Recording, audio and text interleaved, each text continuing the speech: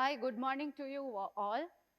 It's a very daunting challenge to come on stage after Ritika. She has given a wonderful talk. I really loved it.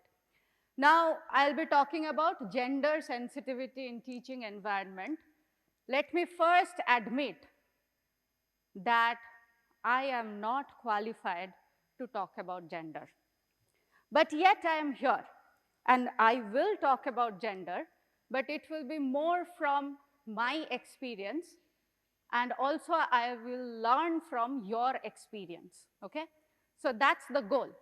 So let me start. So I need active participation from you all, okay? Because it's going to be a sort of two-way learning street. So I'll start with something that you have already done before coming to this workshop. So I hope that all of you have filled out this survey. All of you who are present here, you have done it? Most of you have done it. Okay. So there were some questions regarding gender, right? So I just went through all the responses and I collated some data. So the first question was, do I feel shy to interact with other genders in class? Now, there were 168 responses. Only 35 of them said, yes, I feel shy. Yes, I feel very shy. And I don't really know, should I say I feel shy or not? I'm not sure, which comes under neutral, right? So only 35 of you sort of said that you agree, strongly agree, and you are neutral to this statement. Rest of you said that you strongly disagree or disagree to this sentiment that I feel shy. So that's wonderful. I thought that, wow, we have really progressed. Then the next question was, I cannot communicate well with other genders. Again, oh, sorry. So the number which is put inside this bracket, it shows the responses of the male TAs or tutors or participants, right? So 32 out of 35 were males, and only 3 of them were females, of course, because we do not explicitly have people from other gender in this room. So then the next question came up, I cannot communicate well with other genders. Again, agree, strongly agree, and neutral were only 33 out of 168. And 30 of them were males, 3 of them were females. Fantastic. Let's go forward.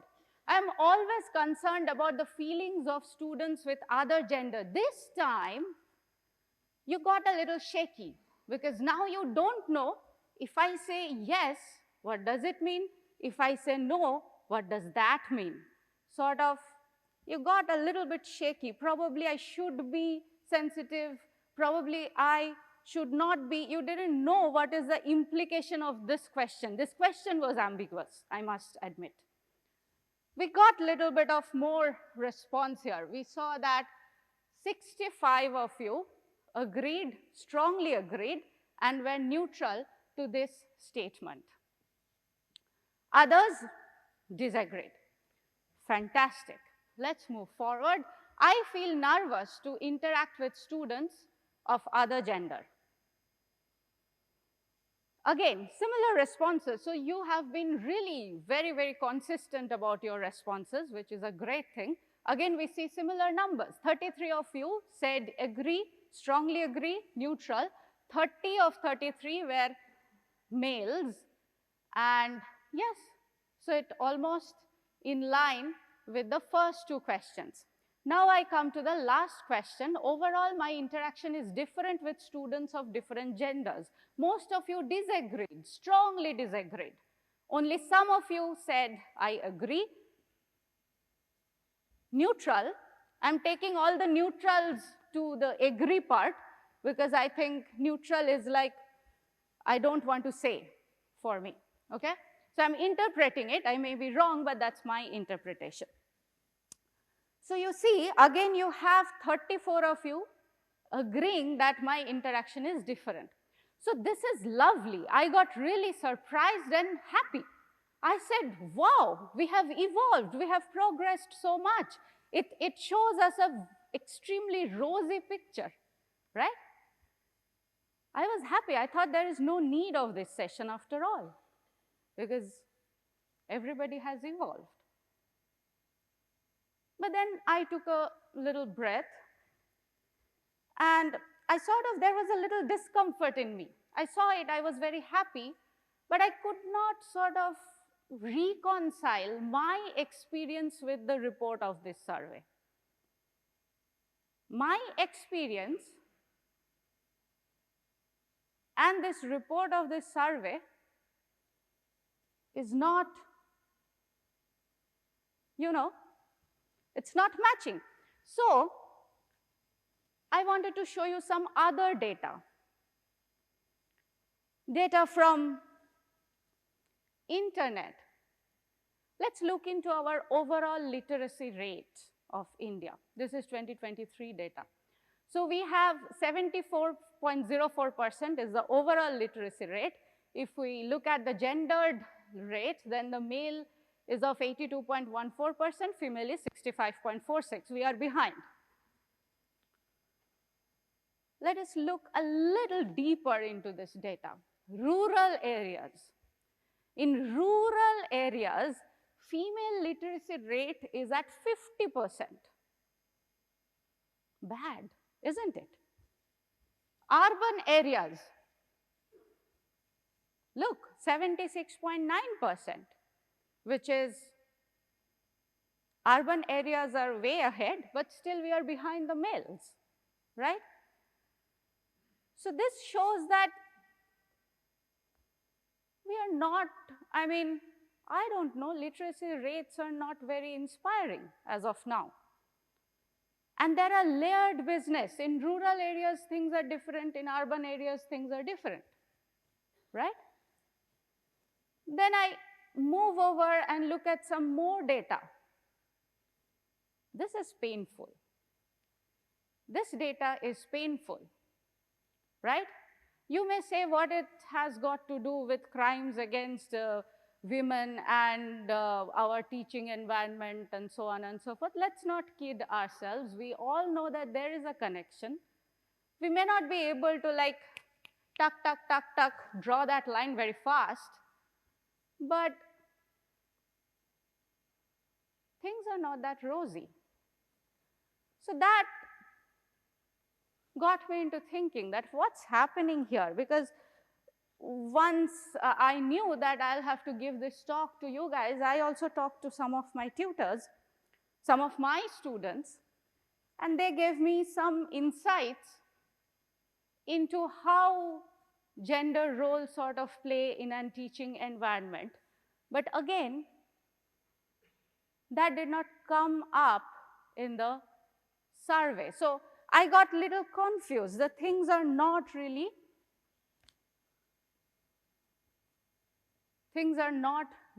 in the same boat. So we are talking about two different things. So I don't know what's happening. So that's why I thought that let us try to delve into this little bit more in our own context of teaching in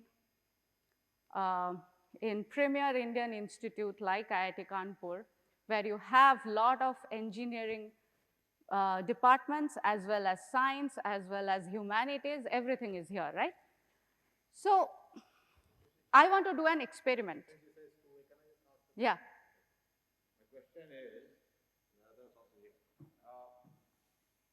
it's very clear that there's a difference between what you receive as a response and as what the reality from the overall national picture says. Do we also, one of the conclusions, if I want to draw that, would be as people get educated and the people out here are educated, the difference goes down, rural versus this. But would that be a wrong conclusion or right conclusion? That may not be a wrong conclusion, but I will draw the conclusion maybe after the experiment that I do. Okay. Okay. So just give me a moment. Sure. So we will But do a social. there's a high possibility it could be a wrong conclusion. Yes, of course, of course. So I don't want to, I just want, because I don't know, okay. I have some ideas about how I should read into this service. Yeah, yes, of course. But I want to get it out live on here. So I'm going to do an experiment, and I don't know the outcome, honestly, okay? So I'm scared to do this experiment, but I am also curious. So I want some of you to come on stage, okay? One from mechanical engineering. Anybody please volunteer and come on stage. You have to trust me. I'm not going to make you do something drastic. It will be just a very simple exercise. We will all do it, but I want some of you on stage so that we can interact more. So somebody from mechanical engineering, please come.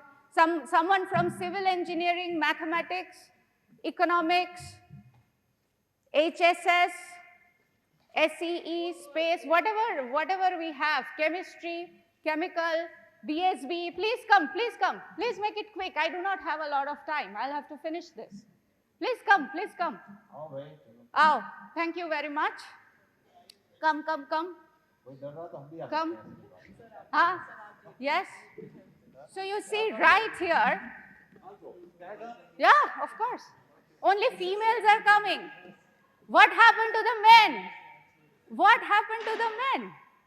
So right here, I see a gender playing out, okay? So we see all the females coming up. Very good. Thank you very much for your encouragement. But I need some men as well.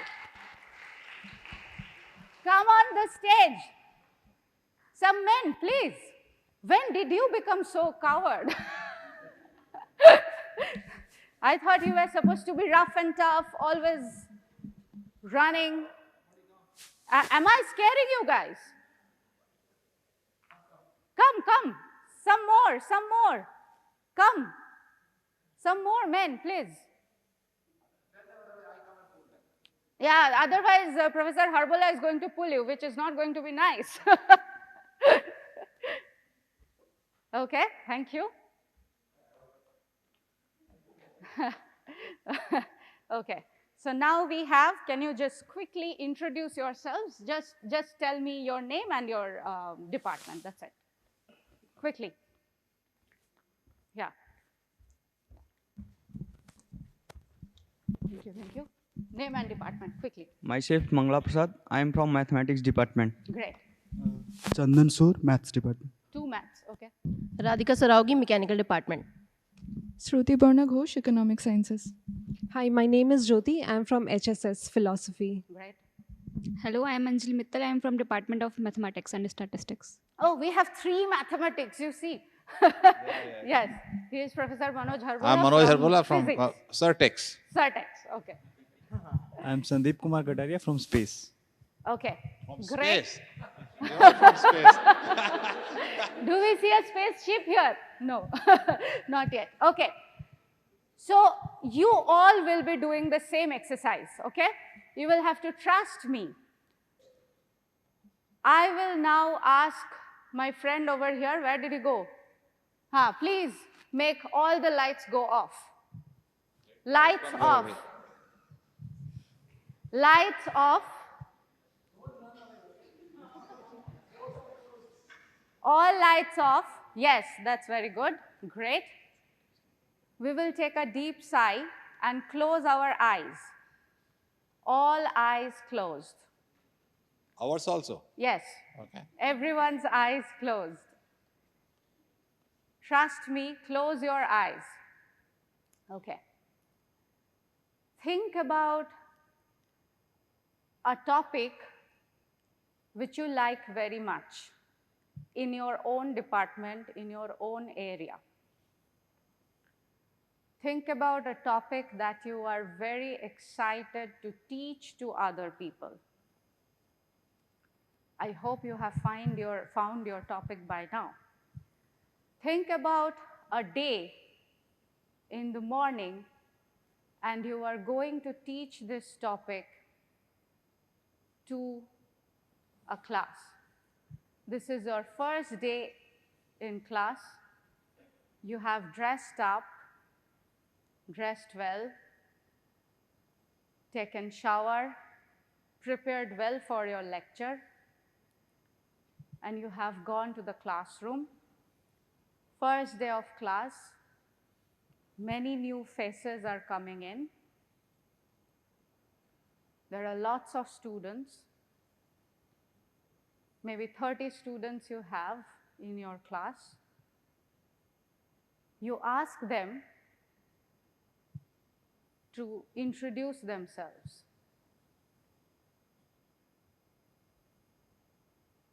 They introduced themselves. They are BTechs. They are UGs. You are teaching an UG elective. That's why number of students are less. Then you started teaching your topic.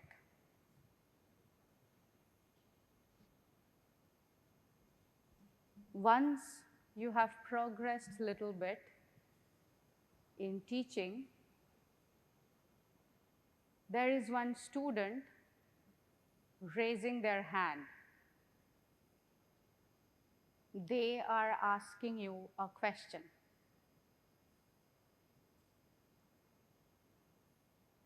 Okay.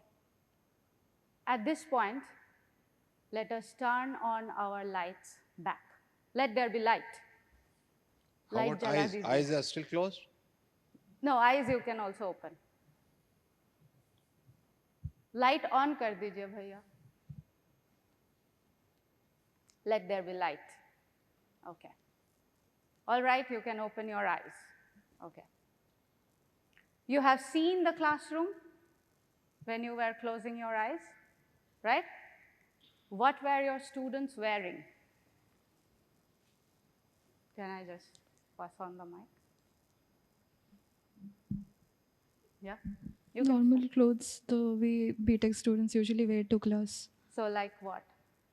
T-shirts and joggers, shorts. Okay. What did you see?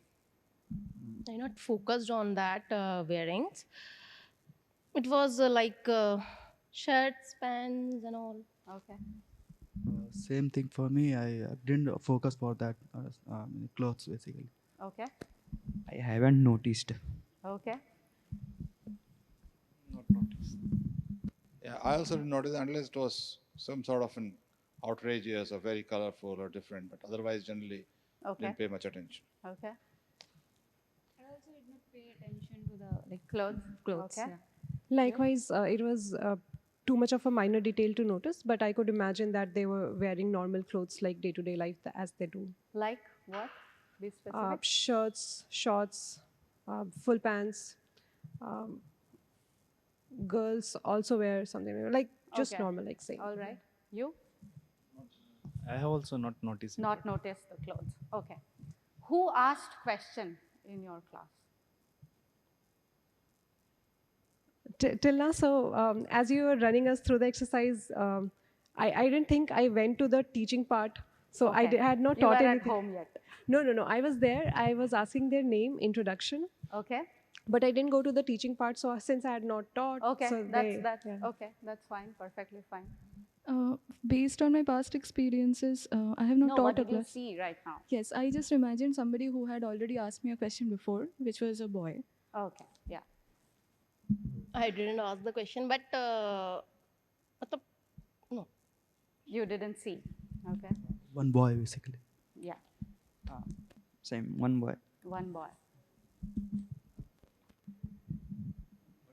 Bolo. What is the question? Who asked you a question? A boy or a girl? You didn't see. I was going, so I was not looking at my current class, only 2 classes. So I looked at the big class which I taught last. Okay. Yeah. That's Pragati perfectly Agrawal. fine. Huh? Pragati Agrawal. Pragati Agarwal. I still remember her. He has also imagined, he has a name and something. No, I mean, I remember her. She was very good. Oh, so he remembers somebody. Okay, that's fine. That's perfect. No, I recalled the class. Okay. And I could Oh, see, she used it's to a sit right real here. class. It's Huh? a real class, yeah. Huh? It's a real class. It's a that you real, have she used to recalled. sit right here. Okay, I don't remember the seat. In this room itself? In this room. Oh, okay. Too much memory at play. Yeah. Okay. So what was your class composition like?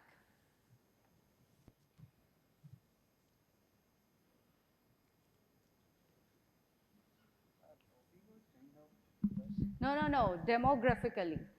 How many boys, how many girls in your class that you imagined? Again, like I can't say like just people came and I taught and I didn't count and didn't measure. No, you don't have to count, but what is the, like, you saw some faces, right? You did Yeah, or did not? So whose majority face of was the that? boys and less of the girls. Yeah, most of the time, as I was a tutor last 2 times, I noticed that most of the people are basically boys. So that's 70-30. Okay. 60-40. Okay. Yeah, 50-60. Okay. This is a ratio of like No, male, you don't have to ratio it, but you can just say. How many males? ऐसा? Total students. 30-40. Because 30-40? You are from maths department. I Where took a did the tutorial, so rest there 30 only- go? They did not attend? Or I what? took a tutorials according to that, I am telling you. Huh? So in a tutorial, like 40 was there. 40 students, not person. Not person. Okay. Yeah. You want the total number or the ratio? No, whatever ratio. Well, total number would be about 250, ratio would be about 3 to 4. I mean, 30%, 70%. Yeah. That's a real life data, by the way. That's not imagination. That's a real life data, right? What?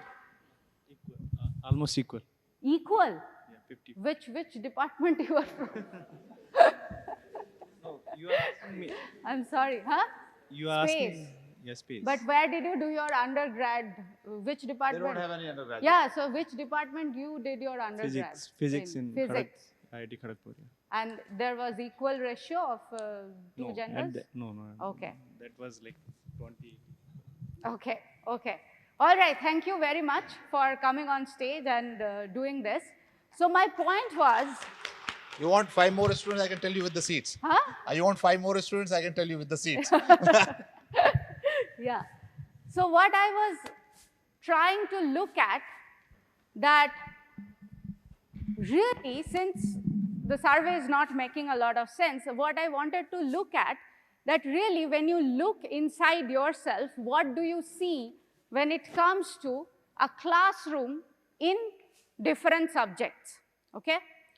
For example, in mechanical engineering, I know when I go for teaching, females are very less, right? In undergrad, there is still some females, but when it goes to postgraduate and then PhD, as you go up the ladder, the ratio becomes very skewed.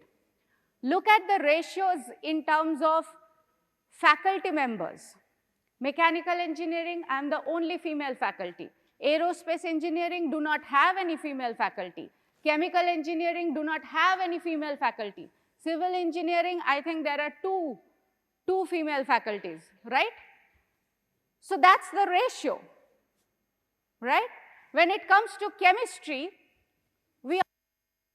number of faculties are still not very promising. You have 3, 4. So I joined in 2019. Huh.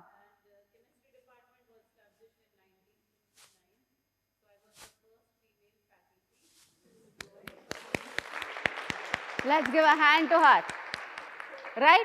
So you see, no matter what you say, no matter what you write, I don't know whether you have written from your heart or not, ratios are skewed, very, very skewed.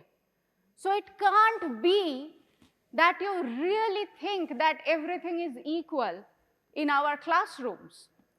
When I go to my classroom, I do find it really troubling that the female students are not participating. They are not speaking up. I'll have to nudge them constantly that speak up, I need feedback from you. But they're very submissive. They are just sitting there in their own, they create a own consort of themselves. Most of the time you will see that the females are sitting over here. Some of them, very skewed, some of them will be sitting here or there in the middle of boys, but most of them will just be together at one corner of the classroom. When you are asking them some questions, they are not going to proactively answer. Never. I'll have to nudge them. Do it, do it, do it, do it, do it, do it. Then they will come up.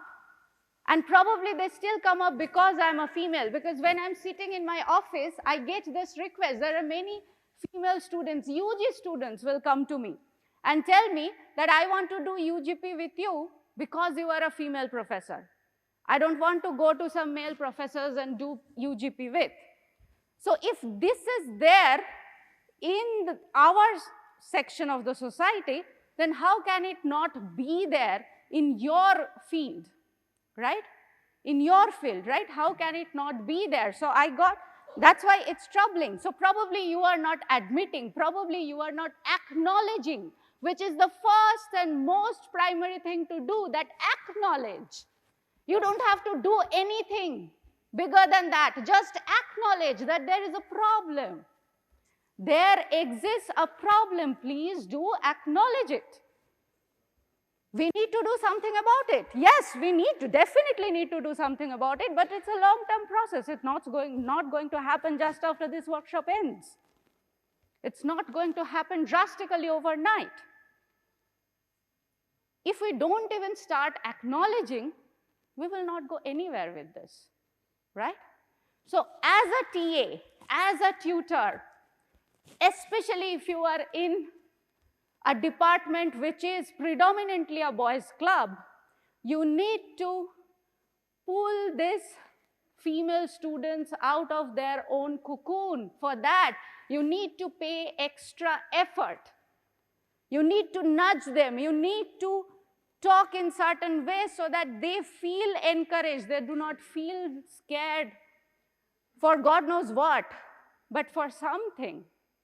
They don't feel that there is a wall that they always need to have to protect them. That defense mechanism should not exist. Okay, you need to have to pay more attention, but that does not mean what we do by paying attention is something also a little bit tricky.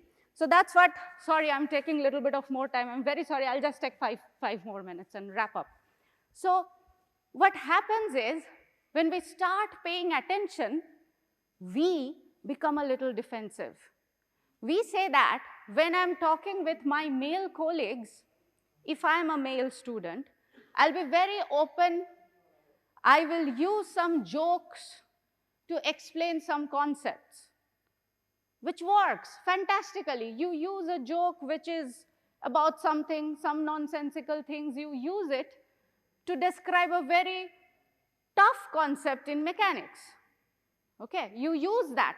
But when it comes to a female student, I can't use that same joke. On top of that, it's not even cracking the same joke. I can't crack any joke at all because I don't want to be seen as super friendly. I don't want to be seen as extremely friendly to the other gender so that she thinks that no, he might be getting some wrong ideas. There are a lot of signals floating in this gender influenced interpersonal relationships. Lot of signals floating in, and these signals are doing all things wrong, right? You have not told me, but I have heard this anecdotes from others that female TAs or tutors receive inappropriate proposal from male students. They do a lot. They will ask, can I have your phone number? Because you see, when it comes to a TA and a student, you guys, the power relationship, power equation is not there. Not so much as it is there with an instructor and a student, right? So a TA is also a student, so it's just your senior. So they think that we can approach them like that, right? So probably many of you also have got such inappropriate texts or inappropriate advances, which you did not tell us, but you have told others. So problem exists. So we are always trying to what I call, we are trying to tone down or tune our behavior around sexual harassment. We don't want to be too close to we are scared that if I do this, will she think that I'm doing some inappropriate things to her? So let me just be far away from her. Let's not talk to her. Let's not engage with her in a meaningful manner. Or it's like, oh, she looks so good. Can I have her phone number? So both these spectrums are wrong. We need to constantly pay attention to ourselves, to learn to express ourselves effectively without being sexually inappropriate, without hurting the feeling of other gender. I get these things a lot, that my male colleagues will tell me that I want to use some abusive language, but I cannot use it because you are here.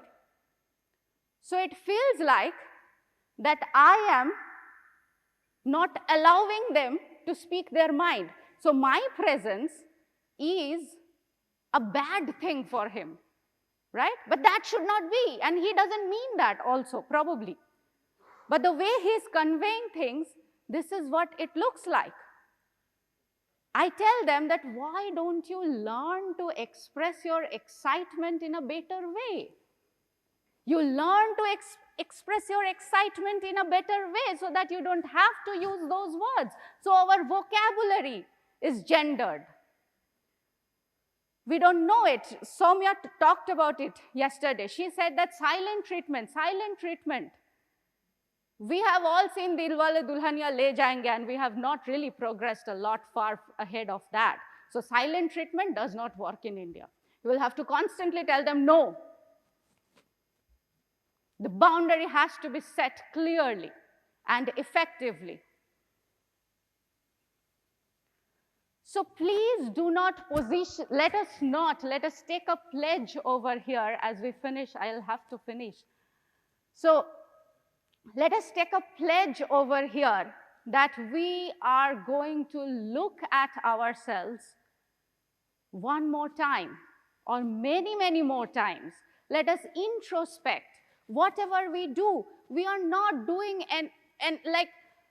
it's not very blatant, but it's internalized. A lot of it is internalized. It's within us. We don't even realize that gender is playing a role. We don't even realize that. We do all of that in our subconscious because it's not our fault. We have been brought up this way. It's the society. It's not, all of us are part of it. So let us take a pledge over here that we start, first of all, the most basic thing, by acknowledging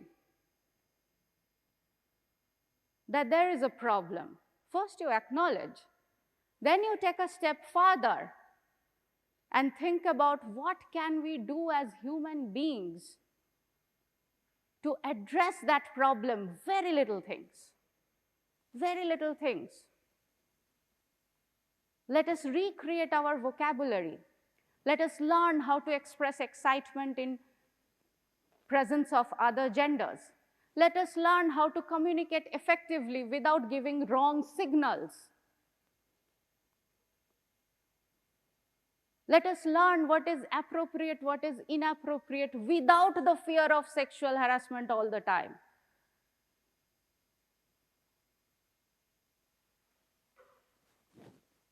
That's all.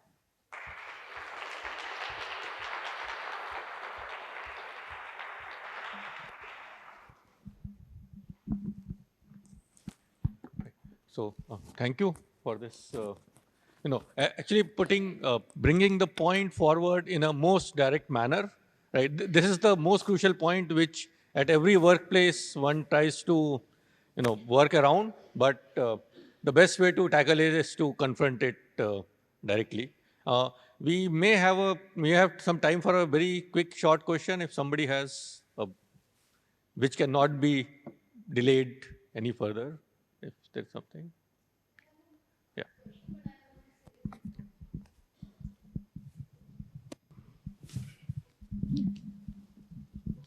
When generally boys do something, they are appreciated. But when girls do something better than boys, then no boys appreciate. It looks, मुझे भी बुरा लगता है ये. You see, now you are coming out. This is the voice of all of us. It is in our Yes. college. Yes.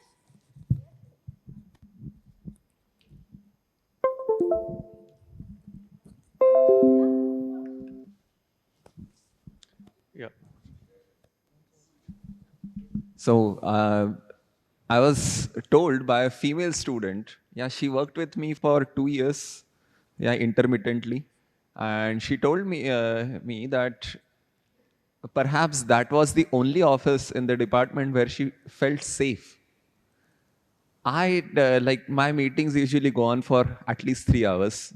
If you are doing maths together, then our weather is such that either the AC is going on or heater is going on and the door is always closed. Yeah, once somebody enters, then the door is closed.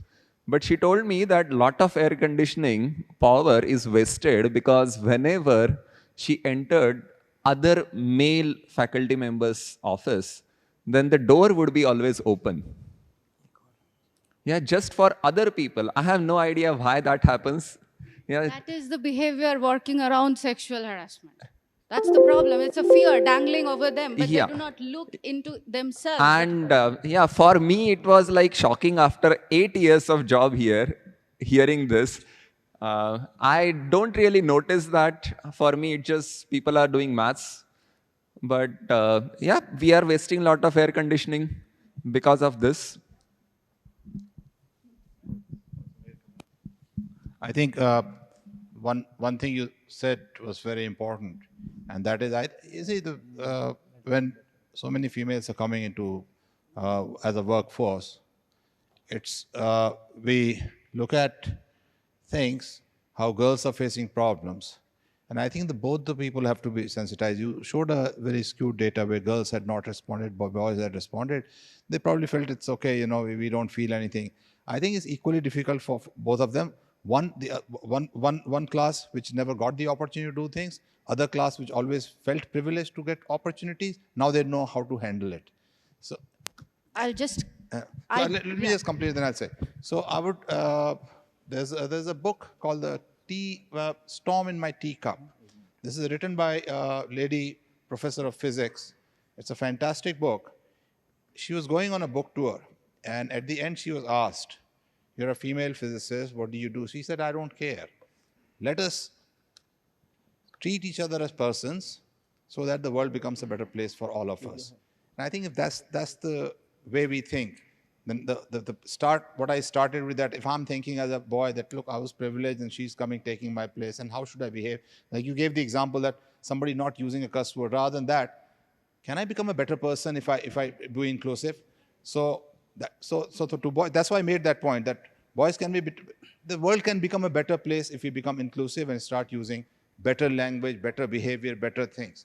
So let's look, be inclusive, let go of your fears, don't think of, and if you are inclusive, if you are appropriately talking, appropriately dressed, appropriately whatever, that's it, the world becomes a better place, and there's no need for this. The point you made about that one is thinking when talking to girls about, you know, oh, she may be thinking I'm, you know, kind of, I may harass her or something. So it becomes very difficult for us to behave normally. So you made very good points. Now you can say whatever you want to say. No, that's it, because I mean, it's not also the fault of the boys, but what has happened that there's a long history, I'm not getting into that, but it has always been a boys' club. Engineering, science, HSS is still seen more feminine than masculine, but science has also gotten its fair share of feminine. But yeah. So that's the thing. So yeah. So, ma'am, I want to ask a question. Like, suppose if you are in an environment, maybe as a student or as a faculty, where you know that someone around you has that sexual predatory thing with like the guy or the other, any other gender, that person has those particular characteristics, and there is nothing that you can do about it, because the most that you can do is you can complain, but if nothing is being done about it, you don't have the authority to do anything. So in that case, how do you deal with that situation? Because no matter what you do, when you go to the department or you go around in the campus, that person has some way or the other has access to you, and they could also be stalking you at some point or something like that, and nothing is being done by anyone who has the authority to do something. So in that situation, how do you handle that situation? Or sometimes you are in a position where that person has access to you and you are alone. So how do you deal with that, such kind of situation? Really, I don't have an answer for it, honestly. I don't have an answer for it. You see, I would avoid that person as much as I can, but if something he or she does to me, then I will, of course, report it. I will fight as much as I can. But there is really no good answer to your question, because this is what happens all the time, right? Is it good that a male professor can use an inappropriate word in front of a girl, even if he don't appreciate you, but he can't use that inappropriate word in front of you? Yes, of course. Nobody can use any inappropriate word in a professional setting, for that matter, right? So Male professors that's a usually do with no-no. girls. Yeah, but they do it. If you feel so, the problem is very complex, you know. So I, as an engineering, so now I'm a faculty, I'm one in the club, but then I have always been this one in the club for a very long time in my life, right? From my student life. So what happens is, I have also internalized a lot of masculinity by just being with them all the time. All the time I'm with them. So what happens to me is, if somebody gives an inappropriate word, I do not feel bad because I'm used to it. But that's necessarily not a good thing. But as a supervisor, if supervisor tell you that it hurts. That is bad. Yeah, that is bad. You can always call that out. You call it out. You go to your department, you complain about it. Okay, you can always call it out if you feel bad. Okay, thank you. So thank you, everyone. But before moving to the next talk, I just want to highlight that, again, some of you might be feeling that, you know, why are we going to this dark place, which we always want to avoid? But as we listened to yesterday, most of the talks were focused on you being motivated, excited, interested in doing this job, in learning, in helping make the institute better. However, all of that requires a conducive environment. You cannot be motivated in a place where you are afraid, you are not feeling secure, you are not happy. You cannot let go of all other thoughts which stop you from thinking about the subject matter, right? So this is one of the most fundamental issues. In fact, the concerns that all of you are raising, we have mechanisms, we have institutional resources where you need to come out, you need to report, you need to do this, do that. But what I believe is the only thing that will work in the long run is if we keep talking. If at every level we keep talking, if faculties sit together, they are also sensitized, students are sensitized, and we open that channel where you don't have to report against somebody. You just have to say that this is wrong, I'm not comfortable with it, and other person has to understand it, right? Okay, okay. So I think this discussion needs more. Yeah. So I agree with both Ushasi and Professor Ushasi and Professor Kelkar. But at the same time, I would like to add that, you know, it's important to at the same time appreciate the support that female students, faculty who get from the male, at the same time, the kind of support that male faculty who get from the female, you know, faculty or the students. For instance, when I joined IIT Kanpur, I was the first female faculty in chemistry department. But the kind of support that I got, I was never made to feel that, you know, I am the only female faculty in the department. So the kind of support that I got from my male faculty in the department, that was tremendous, So I don't, at times, as we all think that, oversensitization also makes people uncomfortable at times. So it's important to be aware of such things, but also at the same time, at the end of the day, what we want is to be the doer. When I say to be the doer, I have seen a lot of people who are very good at explaining the problem, very sophisticated at saying that, okay, this is the problem, this is something, that needs to be done. At the end, you want people who will be actually doing the things. So focus on that and you all will be doing fine. Thank you. So I think you all can take a 30-second sort of calming down breath, so that, and I understand the emotions get charged, everybody start looking back, looking internally, right? And so Santosh, give us 20 seconds and then you take us in the world of video making. If you guys want to ask anything before we start, or you want to discuss something, because these issues, they are sensitive, they are close to our heart. They might be in our experiences, both sides. Many a times we do not get avenues to take it out, so it becomes difficult.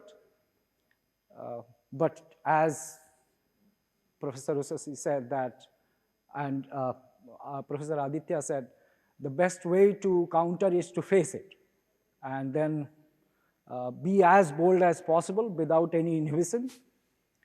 And you'll find when you start speaking, there'll be many who will support you, and that support will be always more than inhibition, for sure.